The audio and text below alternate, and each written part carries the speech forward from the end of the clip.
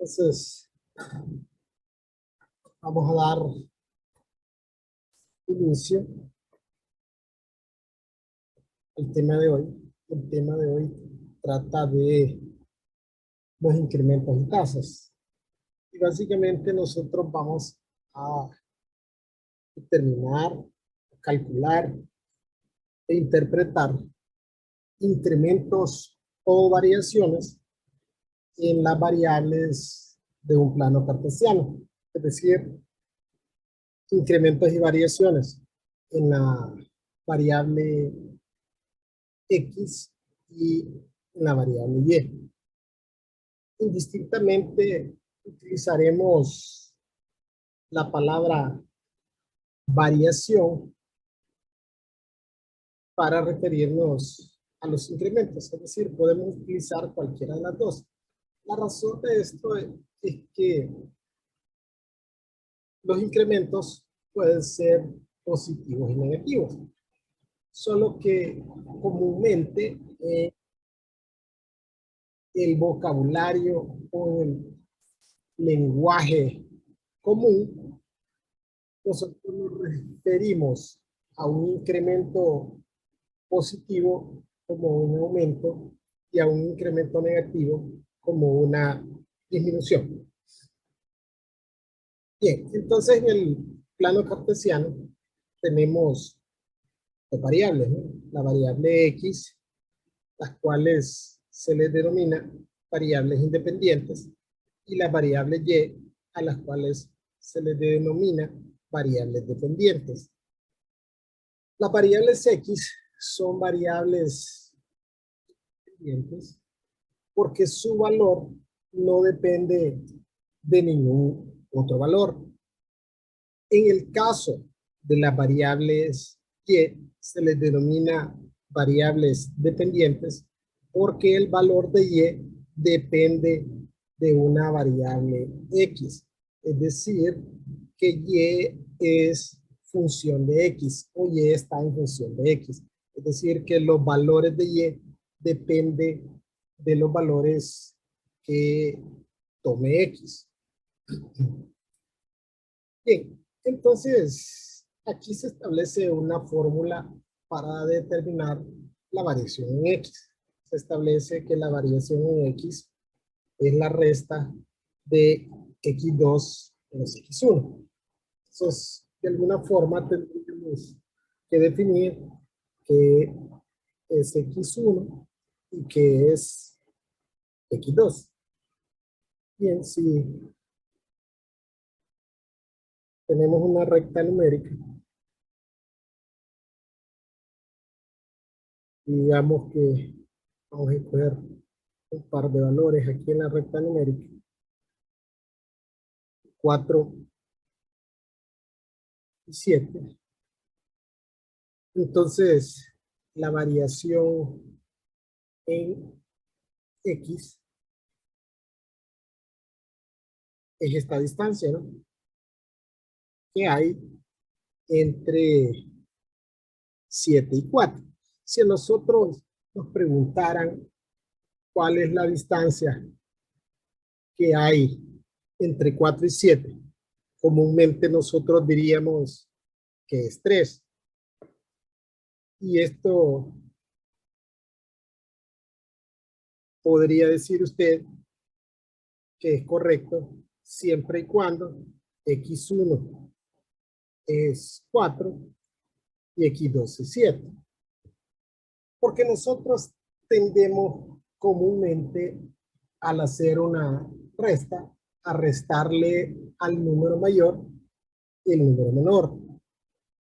Pero dependerá de qué valor es X1 y qué valor es X2. Es decir, que si, por ejemplo, 4 fuese X2 y 7 fuese X1, entonces la variación en X sería de menos 3. ¿Sí? Ahora bien, algo que tenemos que tener claro, y esto es muy importante, es el hecho que cuando hablamos de variaciones, un número negativo no representa lo que nosotros comúnmente entendemos como un número negativo. O sea, para nosotros, el número negativo es el que estaría en el lado del negativo de la recta numérica. Pero en economía y en la vida real, para nosotros no existen los bienes materiales o servicios negativos. Y en el caso de las ciencias económicas, la variable X se utiliza para representar bienes materiales o servicios. Entonces, obviamente no existen bienes materiales o servicios negativos. Entonces, esto lo único que mide es la distancia que hay entre estas dos variables. Cuando es positivo, significa que el incremento fue hacia la derecha. Y cuando este valor es negativo, significa que el incremento fue hacia la izquierda. Lo que nosotros comúnmente dijimos se denomina como una disminución. Positivo es un incremento, negativo es una disminución. Es decir, no implica que este valor sea negativo, pues tal como ya lo establecimos, no existen bienes materiales o servicios negativos. Bien, ahora es importante identificar a qué valor de X denominaremos X1 y a qué valor de X denominaremos X2. Entonces, X1 lo empleamos para representar cantidades en el presente.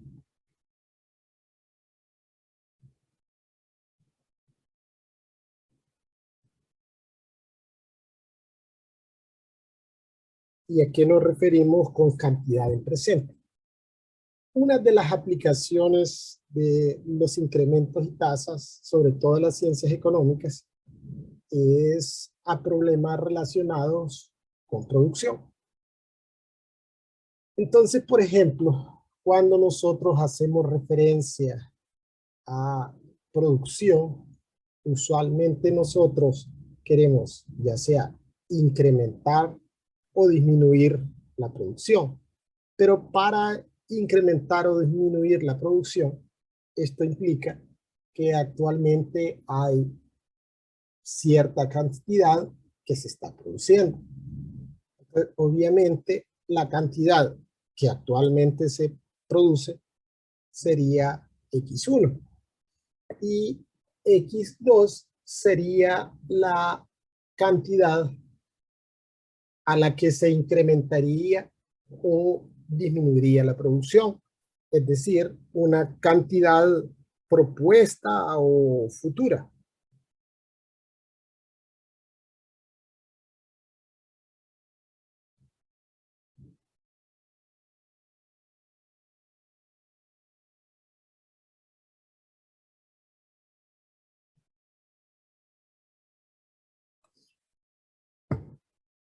Bien, entonces esa es la forma en que nosotros identificaríamos qué es X1 y qué es X2.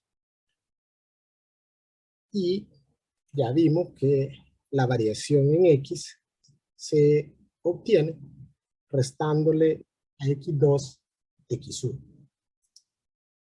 Bien, en el caso de la variable Y, es decir, la variable dependiente, tendríamos varias formas o varias fórmulas para determinar la variación en Y. Una de ellas es restarle a Y2, Y1, pero Y es la variable dependiente, es decir, que los valores de Y se obtienen cuando nosotros evaluamos valores de X en una función, ¿sí? Entonces, Y1 se representa usualmente como f de x1, es decir, que y1 se obtiene cuando evaluamos x1 en la función, y de la misma forma y2 se obtiene cuando nosotros evaluamos x2 en la función.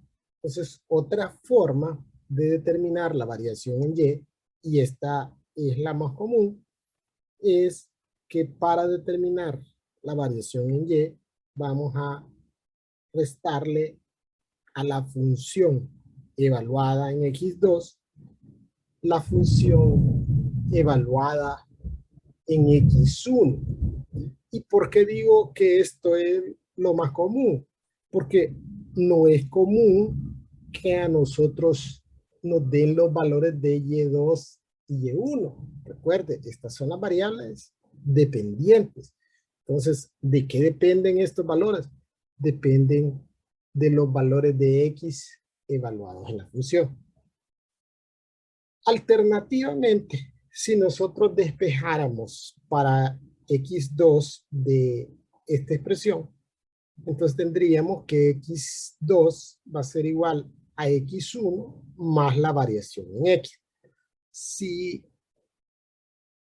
eh, retomamos este ejemplo, si x2 es 7 y x1 es 4, entonces implicaría que como la variación es 3, 7 yo lo puedo expresar como 4 más la variación en x, que es 3.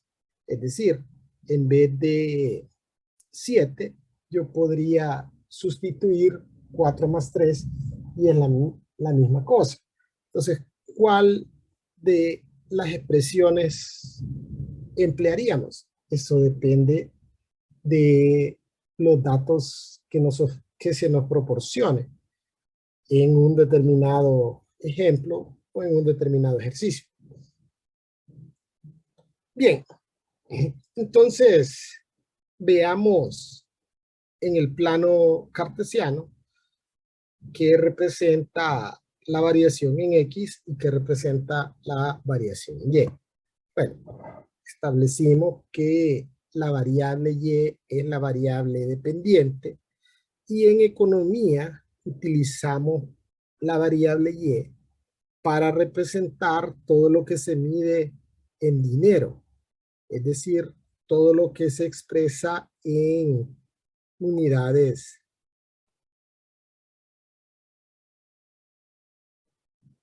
monetarias.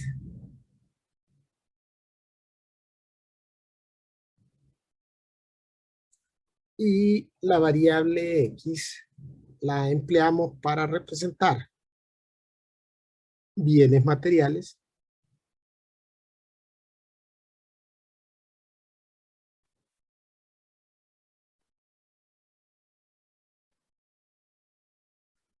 o servicios. Por eso decimos que no, en economía y en la vida real, no hay bienes materiales o servicios negativos. Entonces, si ustedes han visto en economía y eso, usualmente se trabaja en el primer cuadrante, pero también tenemos el primero y el cuarto cuadrante, porque en el caso de la utilidad, sí tienen sentido los valores negativos, es decir, los valores que están bajo el eje X, que en el caso de la utilidad representarían una pérdida, donde el eje X sería el punto de equilibrio.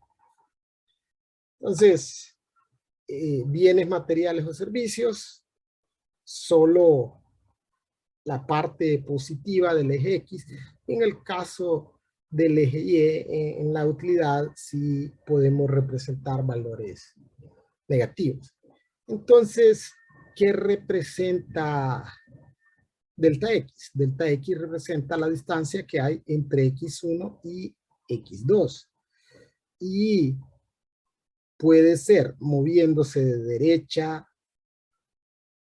izquierda a derecha, cuando x2 es mayor que x1, y la distancia de derecha a izquierda cuando x2 sea mayor que x1. Entonces eso dependerá de cómo esté fraseado el ejemplo.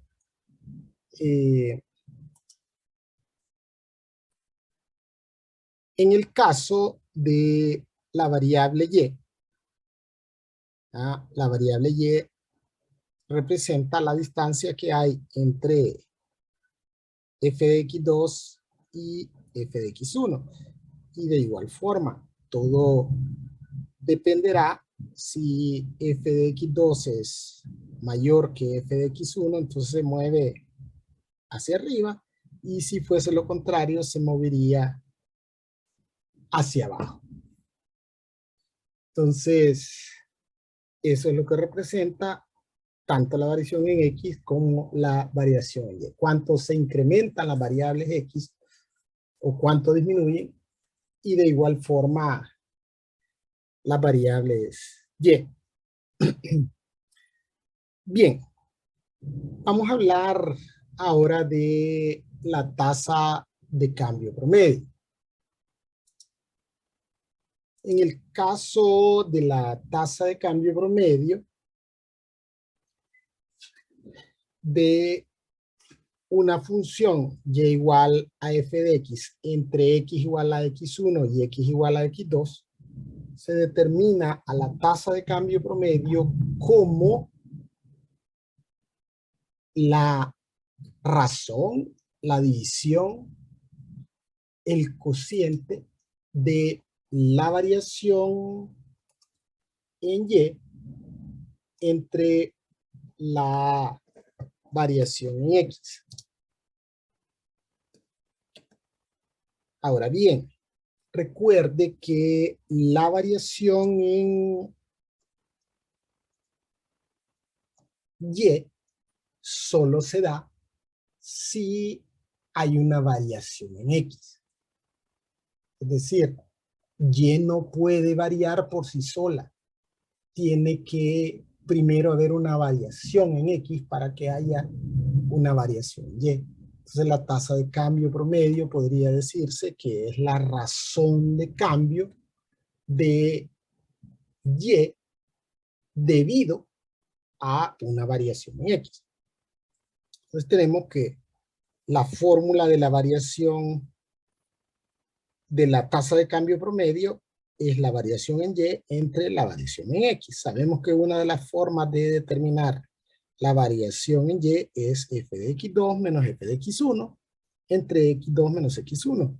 O bien, y2 menos y1 entre x2 menos x1. Ahora bien, esta expresión o esta fórmula, si usted quiere llamarla así, la hemos utilizado anteriormente para determinar algo que nosotros definimos como pendiente. Ahora bien, esta fórmula es exclusiva para determinar la pendiente de una línea recta, ¿sí? En este caso se establece que la tasa de cambio promedio es la pendiente de la recta tangente entre x igual, perdón, la recta secante entre x igual a x1 y x igual a x2, es decir, la recta secante de entre estos dos valores, entre x igual a x1 y x igual a x2, es decir, la recta que pasaría por los puntos A conformado por x1 y f de x1 y el punto B que está conformado por x2 y f de x2. Ahora bien, en este momento nosotros no vemos a esa recta, ¿no? Y también habría que definir lo que es una recta secante. Pero bien, como es una línea recta que pasa por esos dos puntos, entonces bastaría con que nosotros tracemos una línea recta que pase por esos dos puntos, ¿no? Una línea recta se define como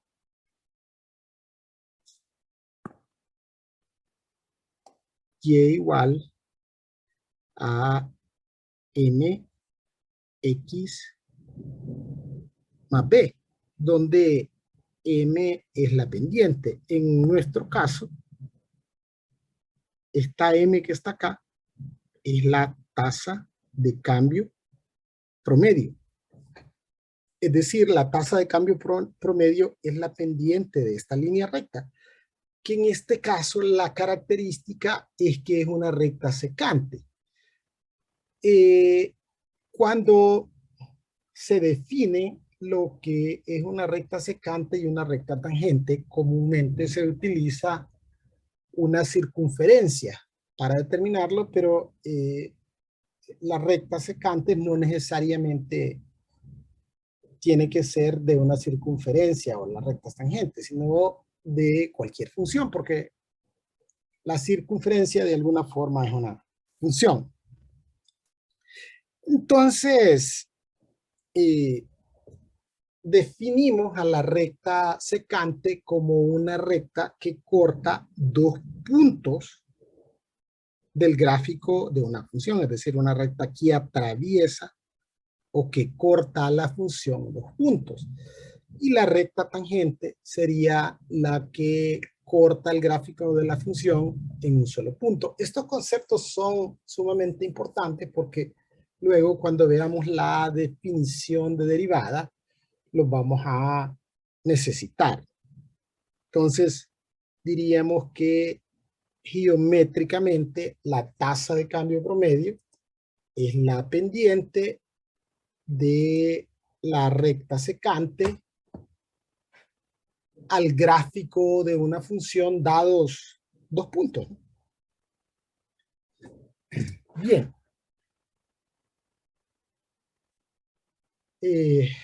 Vamos ahora a ver la aplicación de estos conceptos. Entonces, en economía,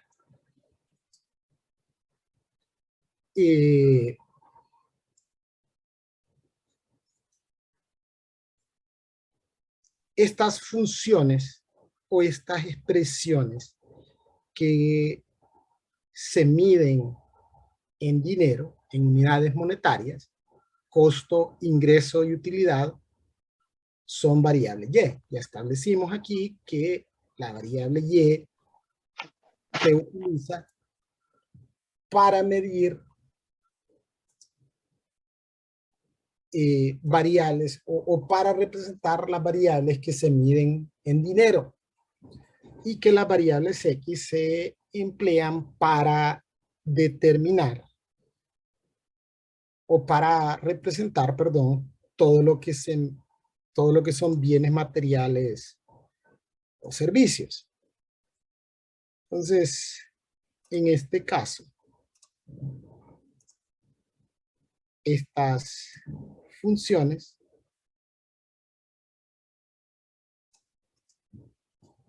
son variables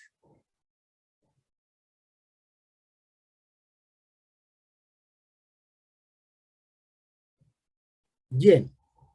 Y costo, Y ingreso y Y utilidad. Cuando nos referimos a variables Y, recuerde, esto implica que son variables dependientes.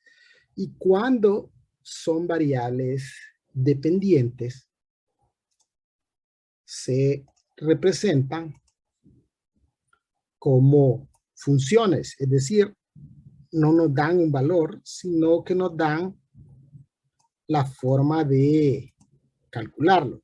Entonces, todo lo que se representa mediante una función es una variable Y. Adicionalmente, sabe que es variable Y porque la unidad de medida de la variable Y, en el caso de economía es unidades monetarias. Y las variables X son las que representan bienes materiales o servicios. Entonces, veamos este ejemplo. En este ejemplo se establece que un gerente de producción estima que el costo semanal para producir X toneladas de leche en polvo. Entonces, mire, aquí se establece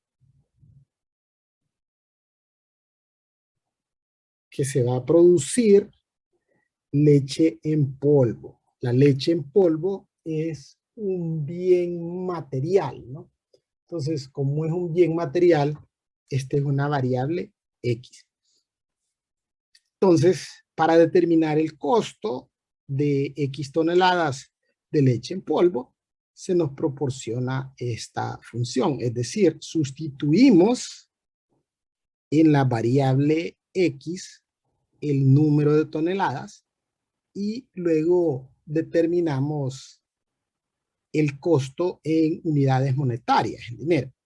Luego se establece que el ingreso por la venta de X toneladas está dada por esta función, al igual que el costo, el ingreso es una variable Y, es decir, una variable dependiente, y esta dependerá del número de unidades producidas. Bien, en este ejercicio se le encarga al gerente de producción ampliar la producción de 100 a 120 toneladas semanales. Entonces, la leche en polvo en este caso se mide en toneladas, ¿no? Estas no son unidades monetarias, ¿no? Entonces, obviamente son bienes materiales, es decir, son variables X. Entonces tenemos dos valores de la variable X. Como dice que se quiere incrementar la producción o ampliar la producción de 100 a 120 toneladas, esto implica que actualmente se producen 100 toneladas y quiere a un futuro incrementarse la producción a 120 toneladas. Entonces esto implica que X1 es 100 y que X2 es 120, porque X1 es la producción actual y X2 es la producción que se espera llegar a producir en un futuro. Bien, entonces, los ejercicios o estos ejercicios relacionados con producción son bien parecidos. Entonces nos piden, son hasta de alguna forma repetitivos, se nos pide determinar incrementos en ingreso, costo, utilidad y la tasa de cambio promedio de algunas de estas variables, ¿no? De costo, ingreso o utilidad. Bien. Entonces se nos pide determinar el incremento en el costo. Ahora bien, dijimos que dijimos que costo y ingreso y utilidad son variables dependientes, son variables Y. Lo que me están pidiendo es determinar un delta Y. En este caso, delta Y costo, ¿no? Es decir, me piden determinar la variación en el costo. Y tal como mencionábamos anteriormente, no es común que nosotros sepamos anticipadamente el valor de Y, porque el valor de Y dependerá de los valores que tome X. Entonces, en este caso, nosotros tendríamos que aplicar esta fórmula. F de X2 menos F de X1. Claro, f de x se refiere a una función en general, pero como aquí estamos hablando de específicamente la función de costo, Entonces, la variación en el costo se obtendría evaluando en f de x costo x2 y restándole f de x costo, ¿verdad?, de x1. Es decir, vamos a determinar el costo de x2 y a esto le restaríamos el costo de x1. ¿Qué implica esto? Que vamos a evaluar la función de costo primero con x2 y luego a esto le vamos a restar la misma función de costo evaluada en x1. Entonces, la variación en el costo va a ser, entonces, vamos a tener nuestra función de costo 500 x, y aquí vamos a sustituir a x por un paréntesis, menos x al cuadrado. Entonces, esta es mi función de costo. Entonces, voy a evaluar esta función de costo primero con x2. ¿Cuánto vale x2? En este caso, x2 vale 120. Y luego a esto voy a restarle la misma función de costo, pero evaluada en x1. Es decir, evaluada en 100. Bien, esto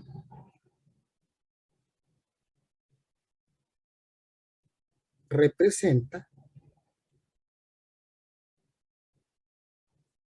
f de x2 o costo de x2. Y esto representaría f de x1 o costo de x1. Una vez que hemos evaluado la función de costo con estos valores, es decir, si evaluamos aquí para 120, tendríamos que el costo de producir 120 unidades es de 45.600 y que el costo de producir 100 unidades es de 40.000. Entonces, una vez que hemos evaluado las funciones, esto se convierte en Y2 o costo 2, y esto sería Y1 o costo 1. Es decir, que como habíamos mencionado anteriormente, para determinar Y2 y Y1, primero tendríamos que haber evaluado la función. Entonces, al restar esto, tenemos que el costo se incrementa en 5.600 al producir 20 toneladas adicionales. Es decir, que producir 20 toneladas adicionales, porque aquí solo estamos midiendo el incremento o el costo de producir esas 20 toneladas. No es el costo de producir todas las toneladas, es únicamente el costo de producir esas 20 toneladas adicionales. Entonces, producir esas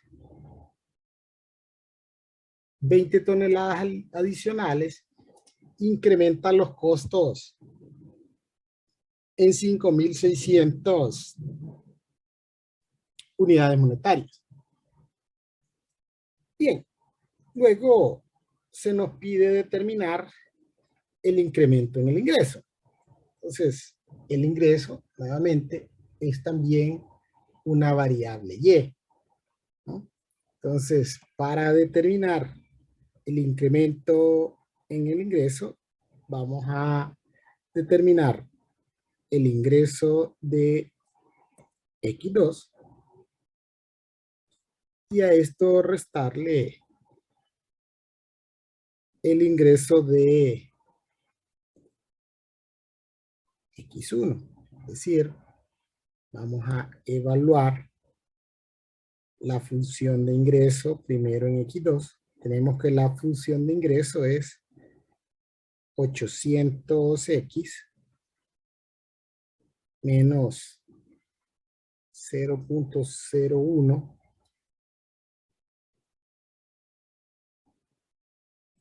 X al cuadrado. Entonces, primero vamos a evaluar esta función de ingreso con 120.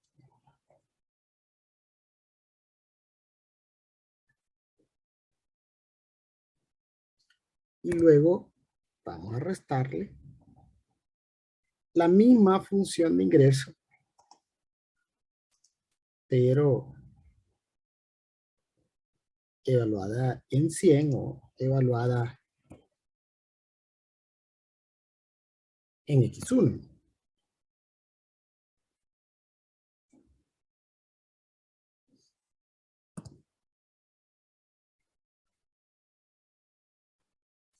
Tenemos entonces que el ingreso que se produce o el ingreso que se genera al producir 120 unidades sería de 95.856 y el ingreso generado de producir 100 unidades es de 79.900.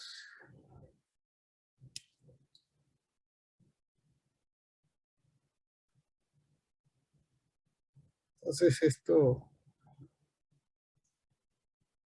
nos deja un incremento en el ingreso de 15.956. Es decir, que producir 20 toneladas adicionales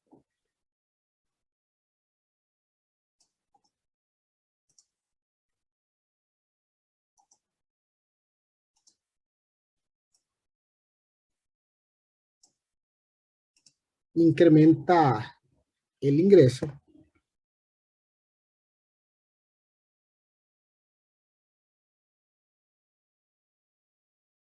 en 15.956 unidades monetarias. Bien, luego se nos pide determinar el incremento en la utilidad. Para determinar el incremento en la utilidad tendríamos dos opciones. Una opción sería hacer lo mismo, ¿no?, que hemos hecho con los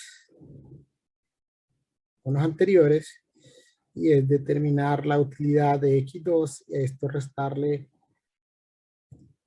la utilidad de X1.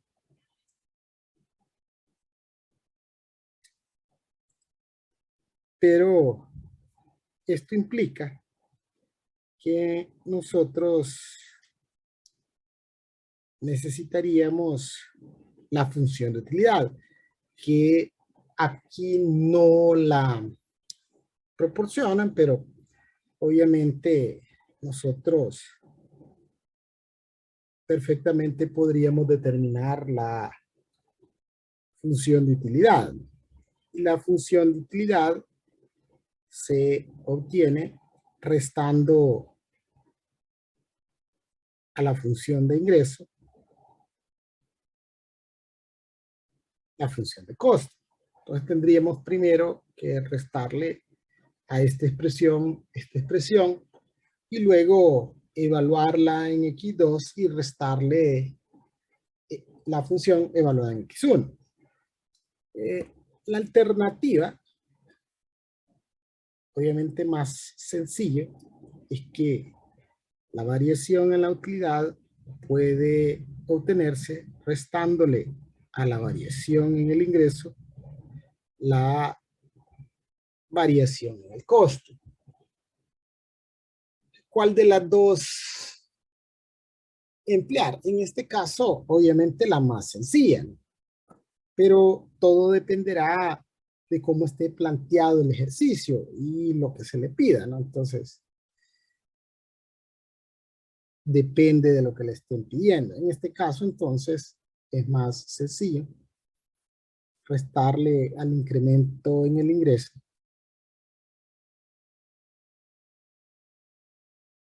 el incremento en el costo.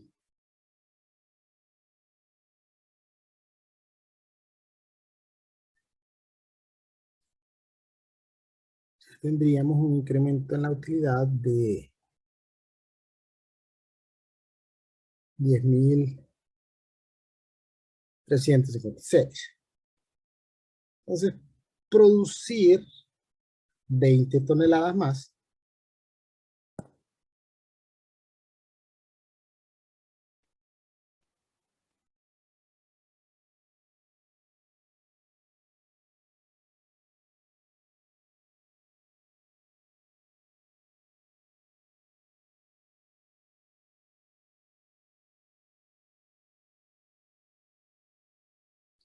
incrementa la utilidad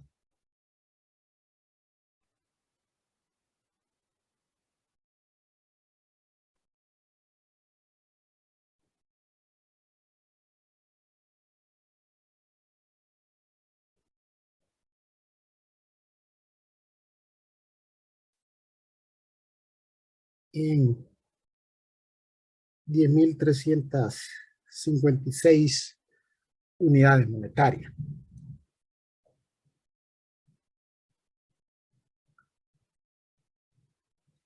Bien, luego se nos pide determinar la tasa de cambio promedio del costo.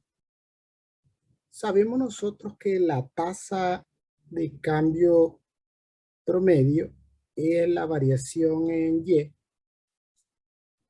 dividida entre la variación en X. Pero en este caso, específicamente, nos pide determinar la tasa de cambio promedio de Y costo. Es decir, se nos pide determinar la tasa de cambio promedio para el costo. Entonces, tendríamos que dividir a la variación en Y costo entre la variación de X. Intuitivamente ya sabemos cuál es la variación en X. Hemos estado mencionando aquí que producir 20 toneladas más incrementa la utilidad o incrementa los ingresos. Entonces, pero formalizando, el incremento en X se obtiene, o la variación en X se obtiene, restando a X2 X1. Tendríamos que el incremento en X es de 20.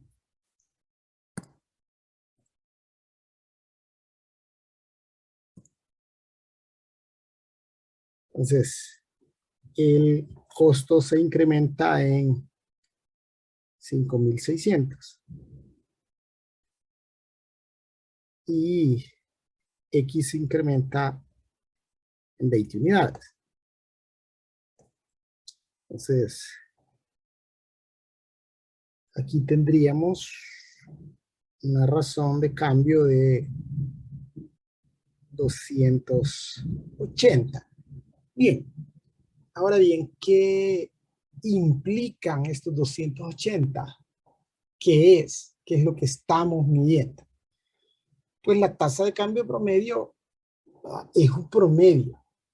Es decir, aquí estamos dividiendo lo que se incrementan los costos entre lo que se incrementan las toneladas y nos estaría dando un valor por cada una de estas 20 toneladas. Es decir, es un promedio, pero obviamente de estas toneladas adicionales, no es de todas las toneladas.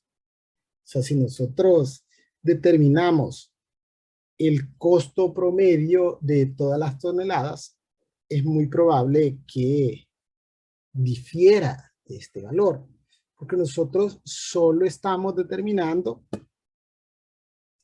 el promedio de estas 20 toneladas y son las 20 toneladas adicionales. Entonces, podríamos interpretar que por cada tonelada adicional producida,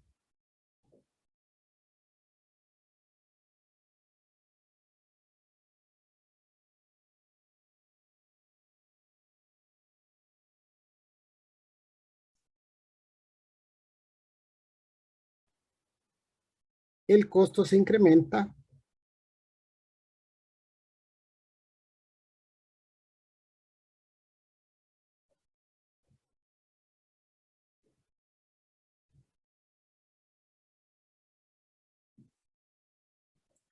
a razón